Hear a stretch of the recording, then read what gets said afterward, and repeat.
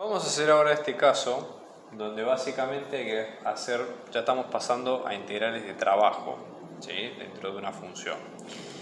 Básicamente, ¿qué es una integral de trabajo? De la física, ¿sí? Cuando nosotros hablamos del trabajo de una fuerza a lo largo de una curva, simplemente lo que estamos haciendo es considerar, por ejemplo, ¿qué tanto influye, hablando digamos mal y pronto, qué tanto influye la fuerza, ¿sí?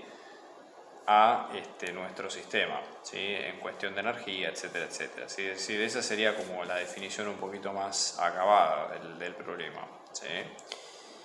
Entonces, vamos a hacer la cuenta siguiente. Yo estoy haciendo un dibujo bastante exagerado, pero como para que se entienda el concepto. Vamos a hacer lo siguiente. Cuando nosotros hablamos de trabajo, en general, esto viene mucho del inglés, pero también se puede decir, en trabajo en general se menciona con W o L, según depende del libro que ustedes usen. ¿Cómo se define el trabajo de una fuerza? Por ejemplo, es simplemente multiplicar la fuerza por la distancia que recorrió. Esto es a nivel escalar. Pero lo más interesante es cuando uno lo puede pensar o expresar en forma vectorial, ¿sí? ¿Por qué? Porque básicamente, si yo lo pienso en forma vectorial, esto me queda el vector fuerza, producto punto con el vector distancia.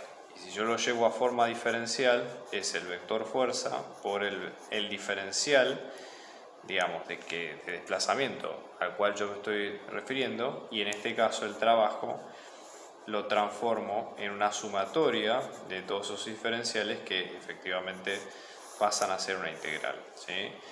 Si yo, por ejemplo, digo que mi curva C, ¿sí?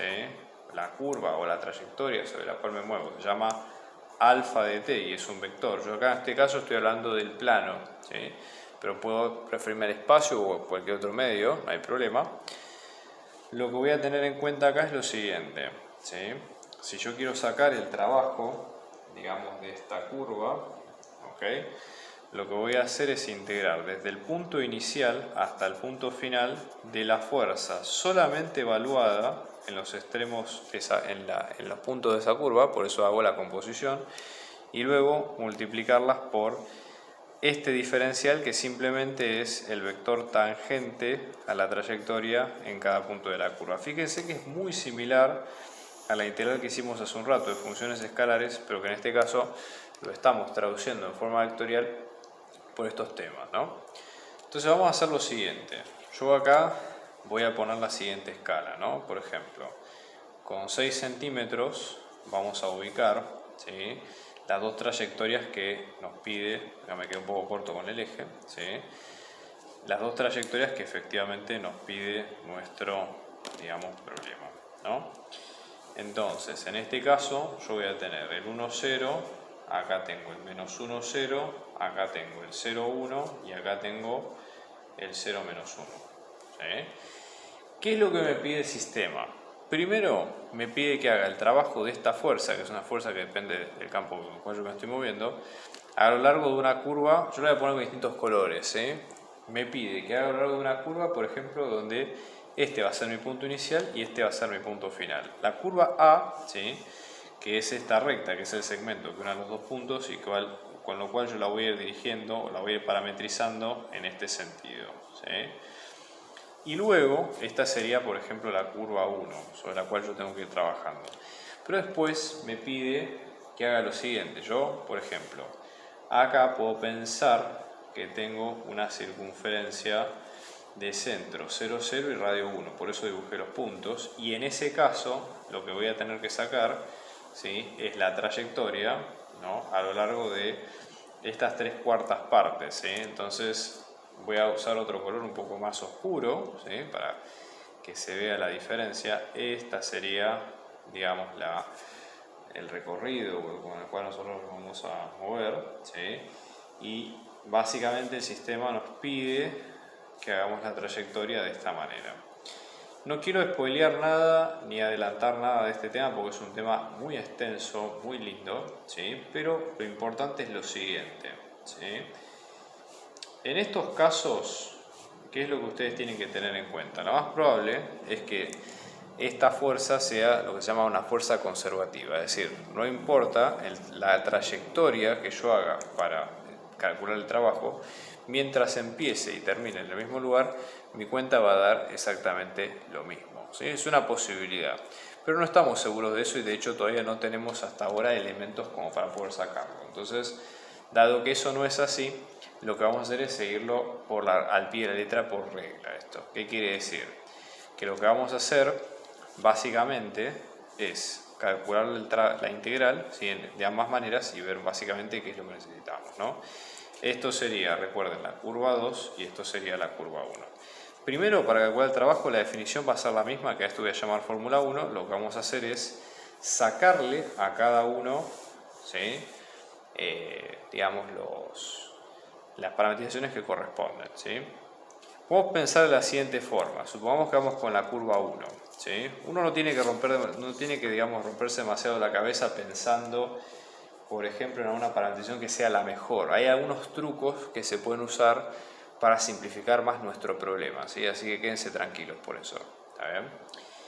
Supongamos, la curva 1, ¿qué es lo que yo digo? Que es una recta. Si es una recta, una posibilidad sería la siguiente. Una fórmula de una recta, en general, sería la siguiente. Por ejemplo, yo tengo la pendiente por x menos una coordenada del punto x0 más un punto y0. ¿Qué quiere decir esto? Básicamente es una recta que pasa, en este caso, por un punto que yo voy a llamar x0 y 0 y que tiene pendiente m. Es una manera, digamos, muy simple, muy acotada de poder marcar este punto, ¿sí? Entonces, yo por ejemplo, mirando esta fórmula, ¿qué es lo que sé? Bueno, esto, fíjense, si yo miro esta recta, sé que no estoy hablando de la orientación de la curva que va en este sentido, ¿sí?, sino que estoy hablando simplemente de la recta original. Tiene una pendiente, yo me muevo un lugar a la derecha y me muevo un lugar para arriba, con lo cual la pendiente es 1 sobre 1 que vale 1. Y a su vez pasa por el 1, 0 y por el 0 menos 1. También podría usar, por ejemplo, la forma más tradicional, que esto me queda la pendiente por x más la ordenada del origen.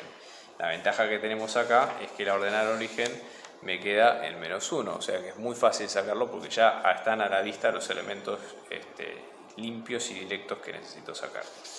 Entonces, dicho esto, ¿sí?, lo que voy a sacar de esta recta es que la pendiente me va a quedar con 1, la ordenada del origen me va a quedar con menos 1, todo esto lo saco a través de la gráfica, ¿sí?, les digo por las dudas para que no se vuelvan locos con ecuaciones y cosas raras, porque no es el caso, ¿sí? Y lo que ustedes van a tener acá es que esto les queda como 1 por x menos 1, ¿sí? Ahora, si yo lo quisiera parametrizar, yo tendría la coordenada en x en función de t y la coordenada en y en función de t, ¿sí?, que esto me queda. Como x vale x, lo puedo dejar en términos de t, y como y vale como t menos 1. Ahora, yo tendría que fijarme si la orientación que tiene esto respeta realmente lo que pide la orientación de la curva. Entonces, ¿qué tengo que hacer acá? Yo, por ejemplo, digo, bueno, tengo que imaginarme un intervalo, ¿sí?, de números donde la curva vaya o esté entre estos dos números. Hay que probar un poco y ver algo que a uno le haga sentido, ¿sí?, en este tipo de casos. Entonces, por ejemplo, una posibilidad es pensar que yo, por ejemplo, podría empezar con t igual a menos 1, en este caso, por decir algo, ¿no? Entonces yo elijo que t valga menos 1, ¿qué me implica eso? Que cuando hago alfa de menos 1, esto me queda menos 1, ¿sí?, y acá me queda menos 1, menos 1, menos 2. Bueno, no funcionó. Si yo hago que t valga 0, alfa de 0, ¿cómo me queda? 0 menos 1, perfecto. Y si yo pongo que t salga como 1, alfa de 1 me va a quedar con 1, 1 menos 1 es 0. Entonces, ¿qué es lo que ocurre acá? ¿Sí? Con esta orientación, la curva está recorrida exactamente al revés de como yo necesito que esté recorrida, ¿sí? Pero eso no importa, porque ¿qué es lo que ocurre? Si yo hago la integral a lo largo de esta curva 1 en un sentido, supongamos que este es el sentido que yo lo llamo entre comillas positivo, va a ser exactamente menos la integral de la curva recorrida en el sentido contrario. Entonces, fantástico, porque yo puedo hacer la misma integral simplemente con esta orientación y de todas maneras le pongo un menos adelante y soluciono el problema. Es una forma, para mí es práctico, pero si ustedes tienen otra manera lo pueden hacer sin problema, ¿sí? Entonces, ¿qué es lo que vamos a tener en cuenta acá? Si en este caso, ¿cómo nos va a quedar nuestra integral? ¿No? Vamos a decir que el trabajo, vamos a tener un menos 1 multiplicando por fuera. La integral nos va a quedar entre 0, ¿sí?, y 1, ¿sí? Vamos a tener f compuesta con alfa de t, que esto ¿cómo nos queda? Si f de xy nos quedaba como y menos x, ¿sí?, y luego nosotros tenemos que alfa de t nos queda en este caso como t y t menos 1 cuando juntamos todo y reemplazamos como corresponde, ¿no?, que esto es x y esto es y, ¿qué es lo que vamos a tener acá? Esto nos queda como t menos 1 y esto nos queda como menos t. Muy bien. Y luego para sacar la derivada, que esto nos queda con 1, 1. ¿Sí? O sea que ya tenemos todos los elementos como para sacarlo sin inconvenientes. ¿Ok? Esa sería la idea central de nuestro problema, ¿no? Bien. Y ahora juntamos todo y esto nos va a quedar, ¿sí?, como t menos 1 menos t, todo esto por el 1, 1, todo esto por diferencial de t, ¿sí? Ahora lo que falta es resolver la integral. Entonces tenemos la integral entre menos 1 y 1, esto nos queda como t menos 1, ¿sí?, menos t, diferencial de t, t con t se va, menos por menos es más, o sea que esto queda como 1 por t primitiva entre 1 y 0, que nos queda efectivamente como 1, ¿sí? Entonces, una vez que tenemos esto, ya sabemos cómo queda la primera integral. El trabajo queda con 1. Un joule, si es que es la unidad del SI, o acá no estamos mencionando unidades, pero esa sería la idea. Vamos a ver qué es lo que pasa con la curva 2, ¿sí? Vamos a ver, por ejemplo, qué es lo que va a pasar acá.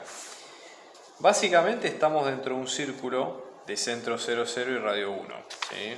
La forma más fácil, por lo visto hasta ahora, de parametrizar esto, ¿sí?, si yo no me quiero meter en mucho detalle, básicamente porque esto lo hemos repetido en varios videos, ¿sí?, y no queremos justamente repetirnos a nosotros mismos, pero piénsenlo de la siguiente forma. La ecuación, por lo menos en cartesianas, va a quedar así, con x al cuadrado más y al cuadrado igual a 1, ¿sí? Una forma de poder buscar una orientación sería usar la famosa identidad trigonométrica de que coseno cuadrado más seno cuadrado nos da 1 o 1 cuadrado, que es lo mismo, y a través de esto decir, por ejemplo, x al cuadrado igualar término a término, ¿no?, que x al cuadrado nos quede como coseno cuadrado de θ y que y al cuadrado nos quede como seno cuadrado de θ, con lo cual nosotros de acá vamos a sacar que x nos quede como coseno de θ y que y nos quede como seno de θ, ¿sí? Bueno, dicho esto, ¿qué es lo que vamos a tener nosotros acá? Si parametrizamos la curva 2 en función de θ, vamos a tener que efectivamente vamos a tener coseno de θ y luego vamos a tener seno de θ, ¿sí? Entonces, lo importante acá que hay que prestar atención es lo siguiente, ¿no? ¿Cómo o cuáles son los ángulos sobre los cuales, respetando la orientación, porque este es el tema también, ¿no? Si nosotros nos paramos en un punto, pongamos que este es el vector, este va a ser el ángulo que vamos a tomar como referencia, que es el antihorario, ¿sí? O sea, el sentido positivo de giro siempre es el antihorario que ustedes conocen hasta acá, ¿ok? Entonces, en este caso, lo que nosotros vamos a tener en cuenta, por ejemplo, es que el ángulo, ¿sí?, arranca en 0, vamos a ver por cuartos, nos queda con pi sobre 2, vamos a tener esto que es pi, esto que es 3 medios de pi y finalmente 2pi, ¿sí?, que sería toda la vuelta completa. Entonces ahora la vuelta va a ser entre 0 y 3 medios de pi. Entonces ahora lo que vamos a tener es que θ está entre 0 y 3 medios de pi.